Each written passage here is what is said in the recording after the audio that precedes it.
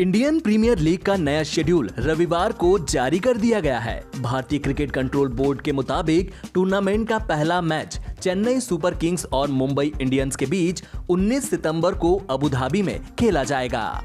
यह मैच भारतीय समय के मुताबिक रात 7:30 बजे से खेला जाएगा। फिलहाल लीग मैचों के शेड्यूल का ही ऐलान किया गया है। प्ले ऑफ की तारीखों और मैदान का ऐलान बाद में किया जाएगा। 13वें सीजन का आयोजन 19 सितंबर से शुरू होगा, जबकि फाइनल मुकाबला 10 नवंबर को खेला जाएगा।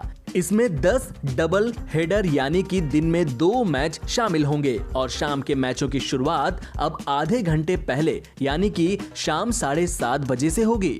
आपको बता दें कि आईपीएल के 13वें एडिशन का आयोजन पहले मार्च में होना था, लेकिन कोरोना वायरस के बढ़ते प्रकोप के कारण इसे स्थगित कर दिया गया था। जिस दिन 2 मैच होंगे उस दिन पहला मुकाबला भारतीय समय के मुताबिक दोपहर 3:30 बजे से होगा, जबकि दूसरा मैच शाम 7:30 बजे से खेला जाएगा। जिस दिन सिर्फ एक मुकाबला होगा उस रोज मैच शाम 7:30 बजे से ही खेला जाएगा। दुबई में 24, अबू धाबी में 20 और शारजाह में 12 मैच खेले जाएंगे। दरअसल टूर्नामेंट का शेड्यूल पहले ही घोषित होने वाला था, लेकिन इसी बीच चेन्नई सुपर किंग्स के 2 खिलाड़ी कोरोना वायरस से संक्रमित पाए गए। चेन्नई सुपर किंग्स के खिलाड़ियों की रिपोर्ट नेगेटिव आई है। अब इस टीम ने प्रैक्टिस भी शुरू कर दी है। सुपर किंग्स ने यूएई में 28 अगस्त से प्रैक्टिस शुरू की थी, लेकिन टीम के 13 सदस्यों, जिनमें 2 खिलाड़ी और सपोर्ट स्टाफ के 11 सदस्य शामिल थे, इनके पॉजिटिव आए जाने के बाद इसे टालना पड़ा। कांग्रेस में जारी घमासान जल्द थमने वाला नहीं है, क्योंकि कांग्रेस अब एक और लेटर बम के साथ पार्टी में होने वाले धमाके के लिए तैयार है। इस बार यह उत्तर प्रदेश से है। पिछले साल पार्टी से निकाले गए 9 वरिष्ठ कांग्रेस नेताओं ने कांग्रेस की अंतरिम अध्यक्ष सोनिया गांधी को एक पत्र भेजा है, जिसमें कहा गया कि वह पार्टी को महज इतिहास का हिस्सा बनकर रह जाने से बचा लें। साथ ही उनसे परिवार के मोह से ऊपर उठकर काम करने की अपील की गई है। यूपी के पूर्व सांसद संतोष सिंह, पूर्व मंत्री सत्यदेव त्रिपाठी, पूर्व विधायक विनोद चौधरी, भूधर नारायण मिश्रा, नेकचंद पांडे, स्वयं प्रकाश गोस्वामी और संजीव सिंह के दस्तखत वाले पत्र में कहा गया कि कांग्रेस उत्तर प्रदेश में अपने सबसे बुरे दौर से गुजर रही है। यूपी की प्रभारी और कांग्रेस महासचिव प्रियंका गांधी वाड्रा पर परोक्ष रूप से निशाना साधते हुए 4 पन्नों के पत्र में सोनिया गांधी से परिवार से ऊपर उठने का आग्रह किया गया है। पत्र में लिखा गया है कि परिवार के मोह से ऊपर उठें और पार्टी की लोकतांत्रिक परंपराओं को फिर से स्थापित करें। पत्र में कहा गया कि इस बात की आशंका है कि आपको राज्य मामलों के प्रभारी की ओर से मौजूदा स्थिति के बारे में नहीं बताया जा रहा है। हम लगभग 1 साल से आपसे मिलने के लिए अपॉइंटमेंट की मांग कर रहे हैं, लेकिन मना कर दिया जाता है। हमने अपने निष्कासन के खिलाफ अपील की थी, जो कि अवैध था, लेकिन केंद्रीय अनुशासन समिति को हमारी अपील पर विचार करने का समय नहीं मिला। बॉलीवुड एक्ट्रेस कंगना रनौत से विवाद को लेकर शिवसेना सांसद संजय राउत लगातार सुर्खियों में हैं। एक टीवी चैनल से बातचीत में उन्होंने कंगना रनौत को अपशब्द कह दिया, जिसके बाद उनकी काफी आलोचना हो रही है। इस बीच उन्होंने शायराना अंदाज में ट्वीट करते हुए कहा कि कई तूफानों का रुख मोड़ चुका हूं। इस पर बीजेपी नेता संबित पात्रा ने भी चुटकी ली है। संजय राउत ने ट्वीट किया, मेरी हिम्मत को परखने की गुस्ताखी ना करना, पहले भी कई तूफानों का रुख मोड़ चुका हूं। संजय राउत के ट्वीट से यह जाहिर तो नहीं है कि वह किसके लिए यह कह रहे हैं, लेकिन अंदाजा इसी बात का लगाया जा रहा है कि ताजा हालात को लेकर ही उन्होंने ट्वीट किया है।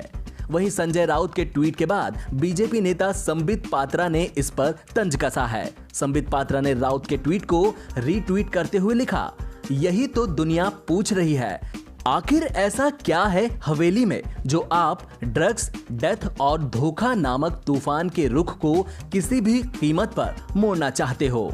आपको बता दें कि सुशांत सिंह राजपूत केस में ड्रग एंगल सामने आने के बाद एक्ट्रेस कंगना रनौत ने दावा किया था कि वह इस इंडस्ट्री के ड्रग कनेक्शन को लेकर कई खुलासे कर सकती हैं। लेकिन उन्हें मुंबई पुलिस से डर लगता है। ऐसा कहते हुए उन्होंने मुंबई की तुलना POK से कर दी, यानी कि पाक ओरिएंटेड कश्मीर से कर दी। इसके बाद से ही संजय राउत और उनके बीच जमकर बहसबाजी हुई। लंबे इंतजार के बाद दिल्ली मेट्रो सोमवार से एक बार फिर पटरी पर दौड़ने के लिए तैयार है। कोरोना महामारी और इससे बचाव के लिए जारी किए गए दिशा निर्देशों के मुताबिक दिल्ली मेट्रो रेल कॉरपोरेशन ने संचालन शुरू करने से पहले नियमों में कई तरह के बदलाव किए हैं। दोबारा मेट्रो संचालन शुरू करने को लेकर DMRC तैयारियों को अंतिम रूप दे रहा है। साथ ही यात्रियों और मेट्रो कर्मचारियों की सुरक्षा को लेकर भी पुख्ता इंतजाम किए गए हैं। मेट्रो शुरू होने से पहले दिल्ली के ट्रांसपोर्ट मिनिस्टर कैलाश गहलोत ने लोगों से खास अपील की है। सबसे पहले दिल्ली की जनता को बधाई। मुझे बड़ी खुशी है कि 5 महीने के बाद दिल्ली की जनता मेट्रो में सफ़र कर पाएगी। लेकिन उसके साथ साथ मैं ये भी अपील कर रहा हूँ पूरी दिल्ली की जनता को, पैसेंजर्स को, कि जो प्रोटोकॉल्स हैं, जो नियम है, उनको ज़रूर फॉलो करें। सोशल डिस्टेंसिंग का बिल्कुल पालन करना है, मास्क ज़रूर पहन के रखना है। आपका थर्मल स्क्रीनिंग होगा स्टेशन में घुसने से पहले, तो अगर आपका तापमान ज़्यादा है आपको अलाउ नहीं किया जाएगा। अगर बैग कैरी कर रहे हैं तो उसको भी सैनिटाइज़ करना है। आपने अपने हाथ भी सैनिटाइज़ करने हैं। सोशल डिस्टेंसिंग का ट्रेन के बाहर, प्लेटफॉर्म पे और ट्रेन के अंदर भी 100% इसमें कोई कॉम्प्रोमाइज़ नहीं होगा।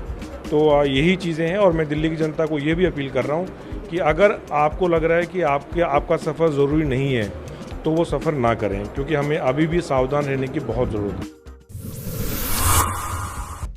देश के सकल घरेलू उत्पाद यानी कि GDP में पहली तिमाही में करीब 1/4 की भारी गिरावट आने के सवाल पर पूर्व वित्त सचिव सुभाष चंद्र गर्ग ने कहा कि यह नुकसान देशव्यापी लॉकडाउन लगाने की रणनीति सही नहीं होने के कारण हुआ है। उनका आकलन है कि अर्थव्यवस्था को चालू वित्त वर्ष में 20 लाख करोड़ रुपए की क्षति हो सकती है। गर्ग ने यह भी कहा कि लॉकडाउन से कोरोना वायरस महामारी का प्रसार शुरू में धीमा जरूर पड़ा, लेकिन अर्थव्यवस्था को इससे कहीं ज्यादा नुकसान हुआ। गर्ग का ऐसा मानना है कि आर्थिक हालात कहीं जाकर चौथी तिमाही जनवरी से मार्च 2021 तक ही सामान्य हो सकेगी। तब तक देश के GDP को कोविड-19 और उससे जनित प्रभावों से कुल 10 से 11% यानी करीब 20 लाख करोड़ रुपए की क्षति हो सकती है। पूर्व प्रशासनिक अधिकारी ने अर्थव्यवस्था से जुड़े मुद्दों पर मीडिया से खास बातचीत में सुझाव दिया कि आत्मनिर्भर भारत पैकेज में सुधार कर इसका लाभ ज्यादा से ज्यादा सूक्ष्म और छोटे उद्यमों तक पहुंचाने और बेरोजगार हुए मजदूरों की विशेष सहायता करने में किया जाना चाहिए। साथ ही बुनियादी ढांचा क्षेत्र में सरकारी निवेश बढ़ाए जाने की रणनीति पर भी काम करने की जरूरत है।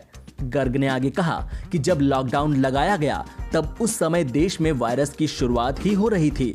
लॉकडाउन के उस समय इसका प्रसार धीमा हुआ, ज्यादा तेजी से नहीं फैला, लेकिन इस दौरान देश की स्थिति को देखते हुए अर्थव्यवस्था को नुकसान ज्यादा हुआ है। उन्होंने कहा कि लॉकडाउन हटने के बाद वायरस फैलने की गति बढ़ी है, लेकिन बेहतर होता कि अर्थव्यवस्था से समझौता किए बिना महामारी पर अंकुश लगाने के प्रयास किए जाते।